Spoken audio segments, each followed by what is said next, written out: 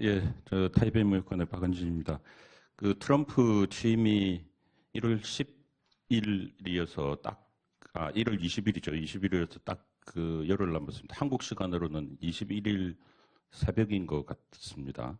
그 미국의 신정부 출범하고 중국 경제가 아주 중요한 이슈인데요. 몇 가지 측면에서 그렇습니다. 첫째는 이 미국과 중국 관계는 그 자체가 국제 관계고 국제 질서죠. 두 개가 바뀌면 전 세계가 다 바뀝니다. 그다음에 두 번째는 미국에 정말로 오랜만에 8년 만에 공화당 정권이 들어섰고, 세 번째 그 공화당 내에서도 아주 독특한 성향을 가진 사람이 대통령이 됐죠. 그리고 네 번째는 그 유세 기간부터 지금까지 계속 중국을 압박해 왔다는 겁니다. 그리고 다섯 번째는 중국 입장에서 볼 때 지금은 자신의 세력을 계속 키워가는 자기의 몫을 파일을 달려고 하는 이제 그런 시점이죠. 그다음에 여섯 번째, 이런 시기는 자연히 이제 부닥칠 수밖에 없는 이제 그런 상황이 예상이 됩니다. 부닥치는 게 가장 먼저 부닥칠 게 어디냐 하는 게 바로 지금 오늘 주제로 보는 이 무역 전쟁 가능성 요즘 많이 나오죠. 만약에 미국과 중국이 무역 전쟁을 벌이게 되면 우리 한국한테는 정말 일파만파가 올 것으로 이렇게 생각을 합니다. 그래서 오늘 이 미 신정부 출범에 따른 중국의 특히 이제 대외 경제, 뭐 국내 경제도 말씀을 드리겠습니다만은 거기 운영 전망에 대해서 오늘 같이 한번 말씀을 드려보도록 하겠습니다. 여기 저 오른쪽에 지금 화면에는 잘 안 보이실 텐데 그 자료에 보시면 트럼프 이쪽에 그 성조기인가요? 그거 있고 그 밑에 뭐 또 하나 있습니다. 그 FT라고 돼 있는데 그게 트럼프 배지가 아니고 제가 이 사진을 가지고 온 파이낸셜 타임스에서 가져왔다고 해서 써놓은 거니까는 그 착각은 안 하시면 좋겠습니다. 한번 보시죠. 트럼프가 계속 중국 얘기를 해왔습니다. 그리고 그 중국 얘기는 하나도 긍정적인 게 없었고 거의 대부분 다 공격적이었던 거고요.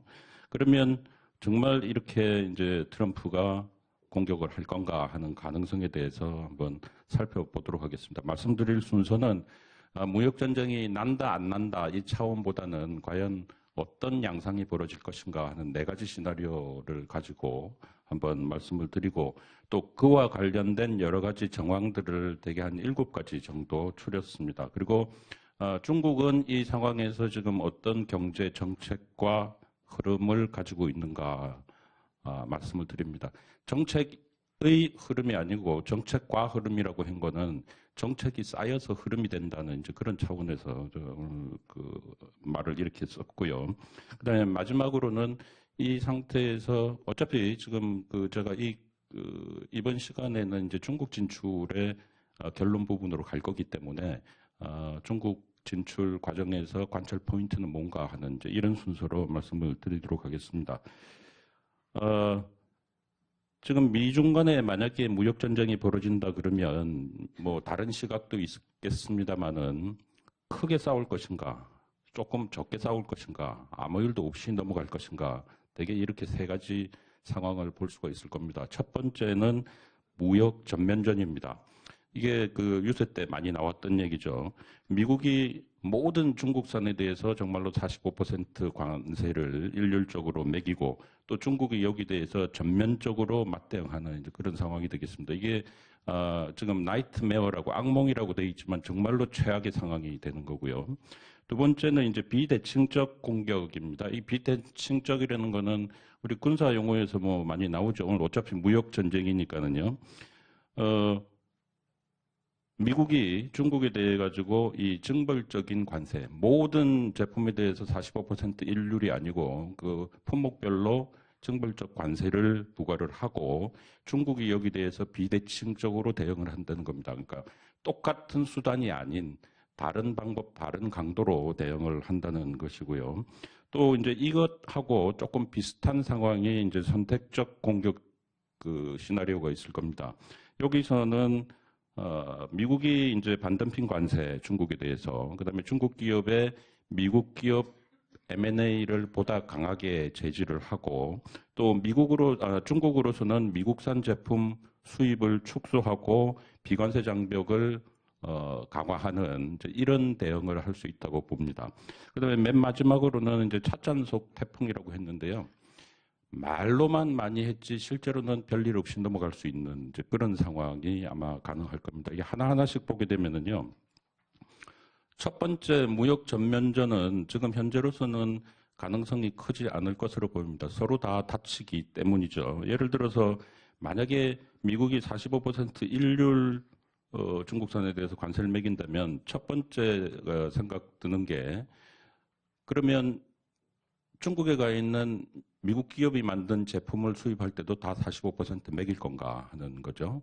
그다음에 그 사이에 미국 경제의 호황을 뒷받침했던 것 중에 하나가 저물가인데 이렇게 높아진 중국산 소비재를 과연 미국 국민들한테 내놓을 수 있겠는가 하는 게 있을 겁니다.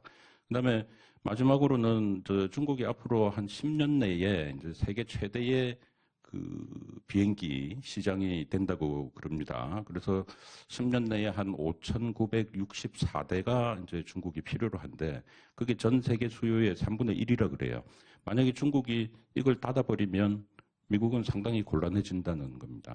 마찬가지로 이제 중국 입장에서도 마찬가지죠. 전면전을 벌였을 경우에 미국이 중국산을 막아버리고 M&A를 막아버리고 다 이렇게 하게 될 경우에는 심지어 기술 도입 수요까지 중국 측에 이런 걸 막아버릴 경우에는 중국으로서는 정말 황당한 상황이 벌어진다는 겁니다. 그래서 이제 중국 정부가 지난해 12월 달 말부터 쌍패 구상이라는 얘기를 많이 하고 있습니다. 쌍패 구상. 이건 뭐냐면 둘 다 다치고 둘 다 망한다는 이제 그런 얘기를 환구시보라든지 이런 주요 언론을 통해서 계속 얘기를 하고 있습니다. 그러니까 중국은 미국이 먼저 치지 않으면은 절대로 싸울 생각이 없다 하는 얘기를 지금 계속 보내고 있고요.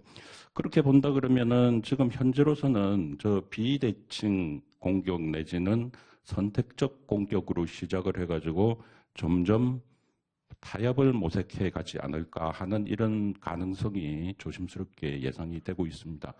다만 이제 이 양국 간의 무역 전면전 과정에서 가장 중요한 포인트 하나는 그 시작을 하는 발동을 그 거는 쪽은 그러니까 이제 선행 변수라고 하겠죠. 그거는 미국이라는 겁니다. 그리고 중국은 결과 변수, 종속 변수로 간다는 것이죠. 그래서 만약에 미국이 하지 않으면 중국도 이제 별일 없이 갈 수 있지만 미국이 하게 될 경우에는 아마 지금 보시다시피 그 AASA 뭐 이제 이런 상황이 이제 벌어질 수 있다고 보는 게 되겠습니다. 그 다음에 두 번째로는 지금 이 시나리오 관련해서 우리가 감안을 해야 될 그런 이제 지금 7가지 상황인데요. 이제 거기서 한번 보도록 하죠. 그러니까 전면전 가능성은 일단 크지 않다고 이제 보는 상황입니다.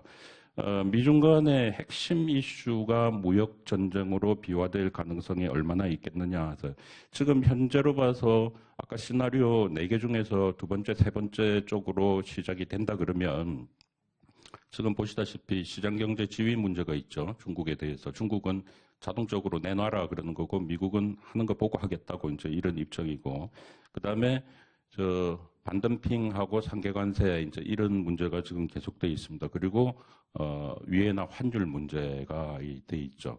근데 지금 현재로 봐서 이 부분에서 이제 중국 정부에서 흘러나오는 자료를 보게 되면 미국과 중국이 모종의 접촉을 하고 있다 하는 얘기가 조금씩 흘러나오고 있습니다. 특히 이제 그 위에나 환율 같은 경우는 제가 좀 이따 다시 말씀드리겠습니다만은 중국이 정책의 수단을 조금 달리하면서 얼마든지 그 미국의 성의를 보일 수 있는 그런 이제 정책 수단들을 많이 가지고 있습니다. 그래서 위에나 환율이 당장 지금 무역전쟁 촉발할 가능성은 크지 않다고 보고요. 그 다음에 두 번째, 이제 미국 대선의 정치경제학과 배후의 중국 요인 이렇게 되어 있습니다. 중국에서 볼 때, 그나마 안도를 가지고 있는 거는 미국의 과거에 레이건 때부터 시작해서 클린턴, 부시, 또 심지어 오바마 행정부까지 선거전을 할 때는 중국을 엄청나게 공격을 하다가 표를 끌기 상당히 좋은 소재죠.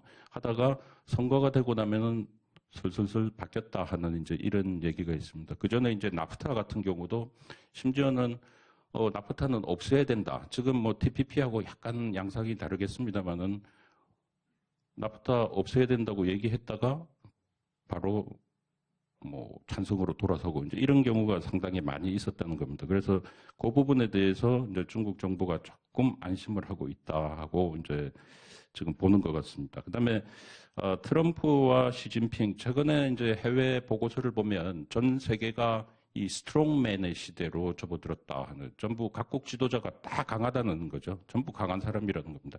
뭐 푸틴은 어떻게 체력적으로 보면 제일 강하죠. 비밀 저기를 했으니까. 뭐 전부 강한 사람밖에 없다는 겁니다. 그 중에서도 지금 시진핑, 트럼프 같은 경우는 굉장히 강한 사람이라는 거죠. 그래서 요거는 어떻게 본다면 굉장히 설전을 강하게 할 수 있는 그런 요인이 될 수 있다 하는 이제 그런 생각을 해봅니다.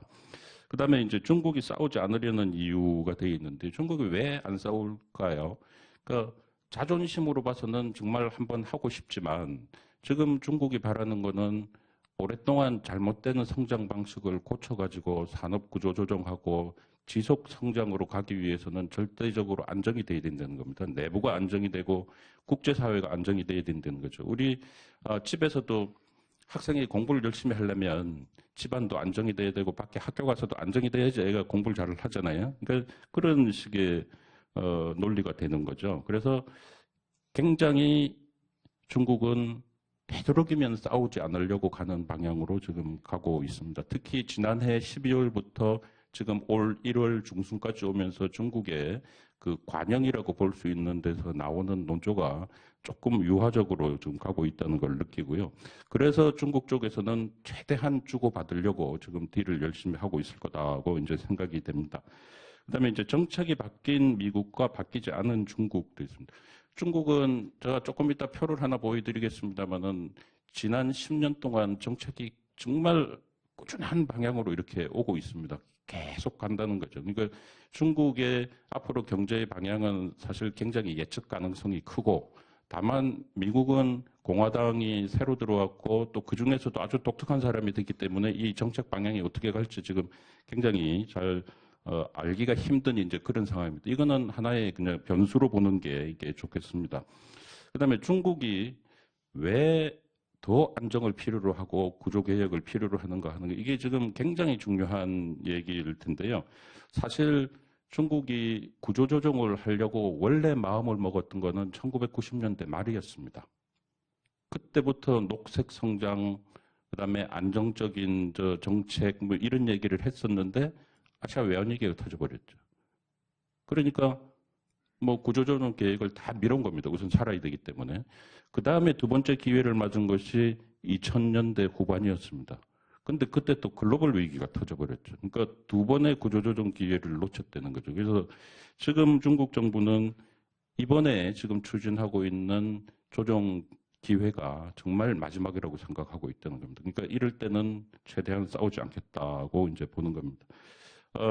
요약을 해서 말씀을 드리면 무역전쟁을 하게 되면 지금 현재로서는 서로 다칠 게 너무 많다고 이제 조심스럽게 예상이 되고요.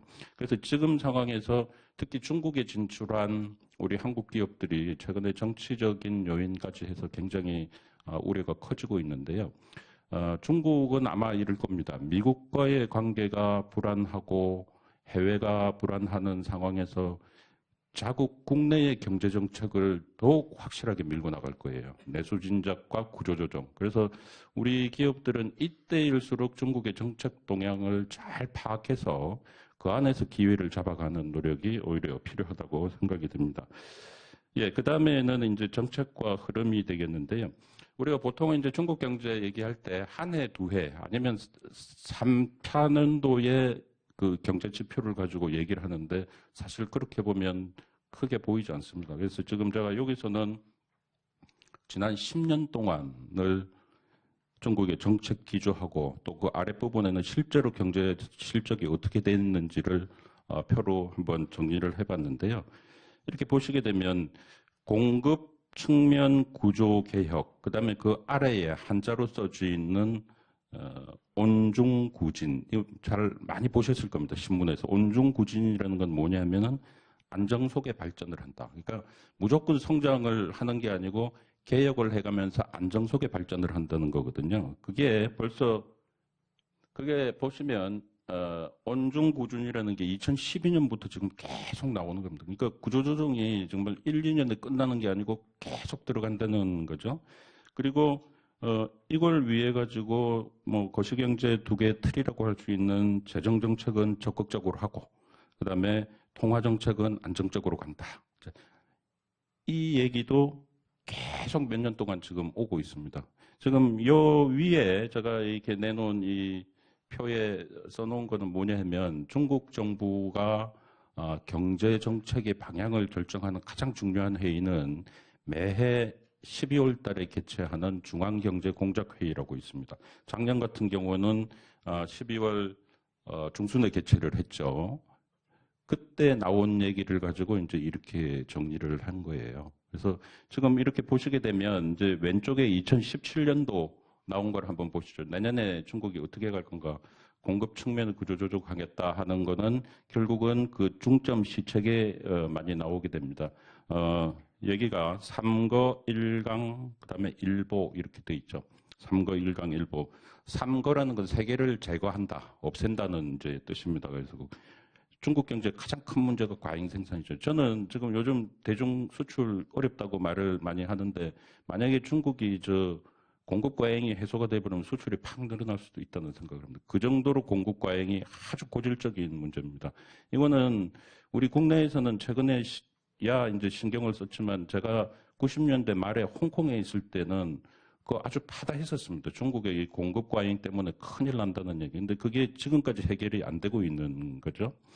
그 다음에 이제 부동산 재고가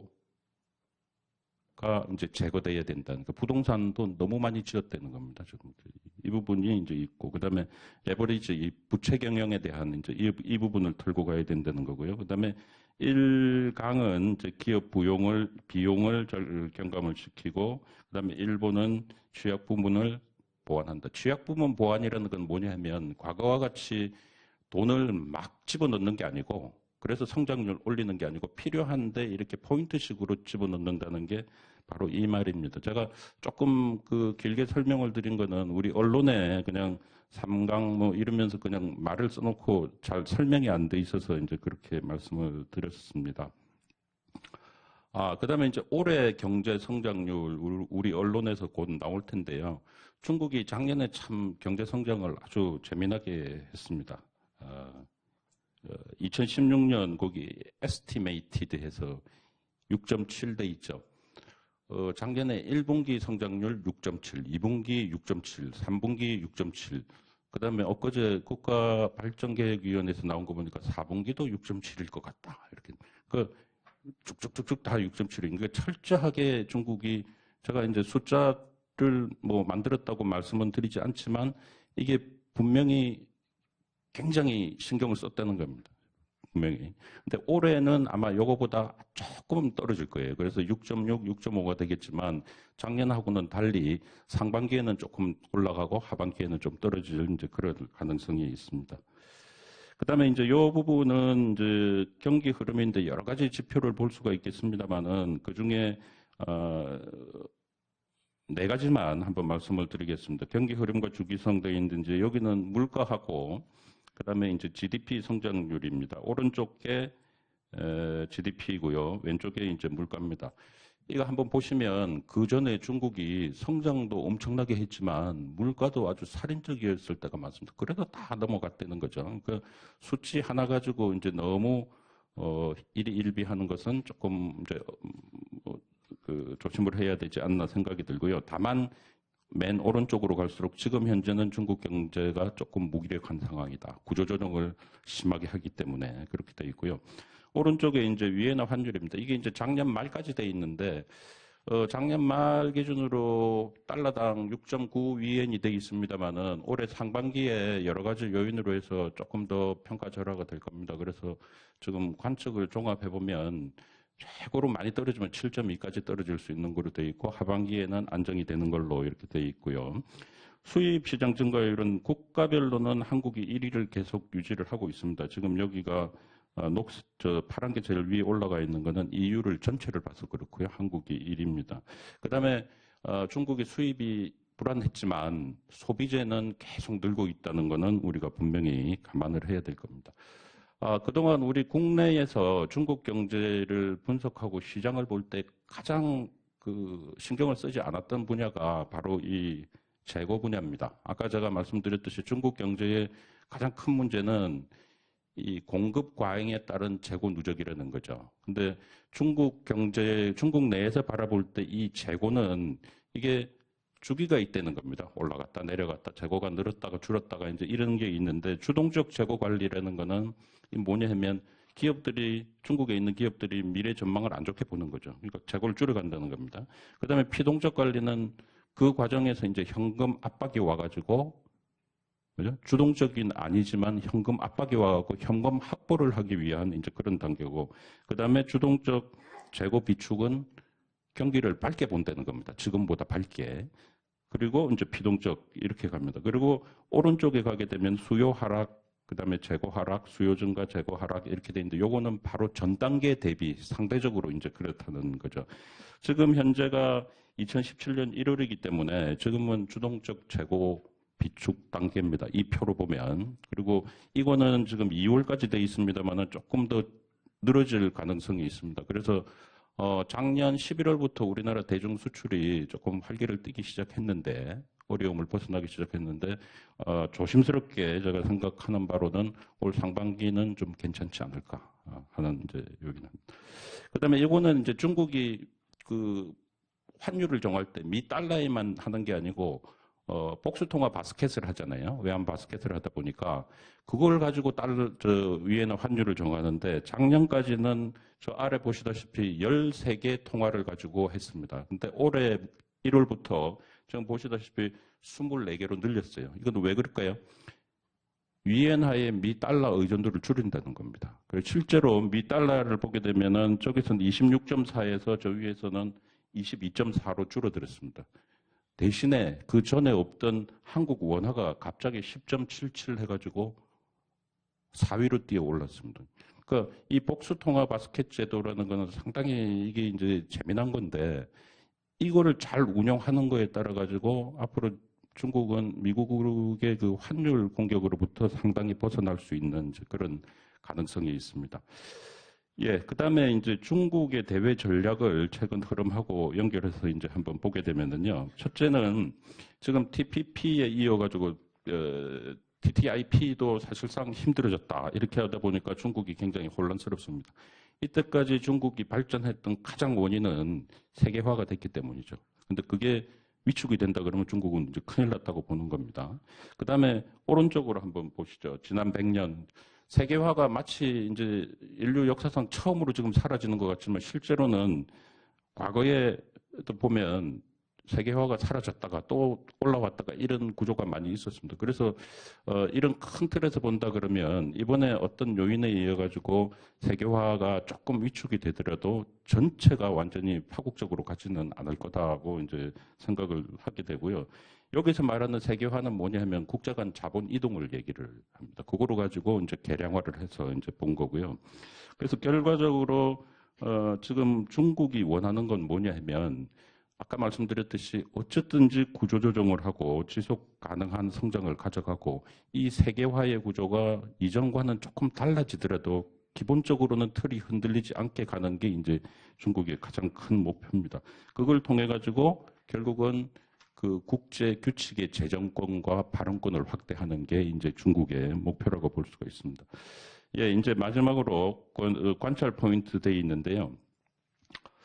이 중국은 이렇게 판단을 하고 있습니다. 이게 이제 제 판단이 아니고 중국 사람들의 종합을 한 거예요. 첫째는 미국이 앞으로 어떤 일정을 가져갈 건가. 미국 아마 분명히 내국세 감사를 할 겁니다. 어떻게 보면 해외 때리는 것보다도 내부를 더 가다듬어야 되는 게 그 미국의 과제고요.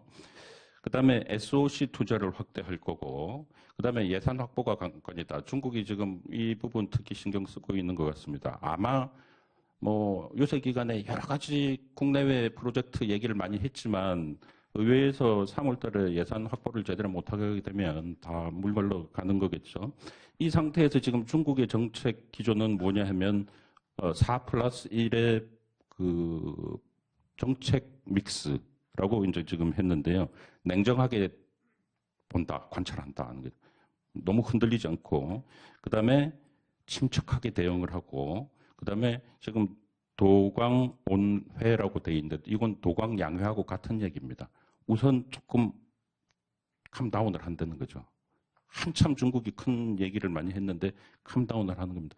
이 단계가 조금 지나간 다음에 유소작이라고 해서 그때 이제 말을 하겠다는 게 제가 지금까지 관찰한 중국의 이제 방향입니다.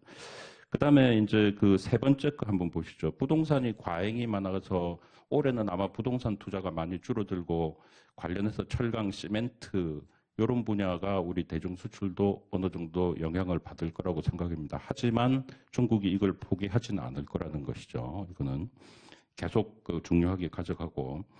그 다음에 이제 맨 마지막 부분을 한번 보시면 그 앞으로 중국이 그러면 저 외부적인 이런 환경 속에서도 그 국내 시장 진적을 위해서 굉장히 노력을 할 텐데 어떤 분야냐 하는 겁니다. 그거는 결국은 이제 헬스하고 지능 개성, 그다음에 젊음 이제 이런 게 화두가 돼 나갈 것으로 이렇게 보고 있습니다.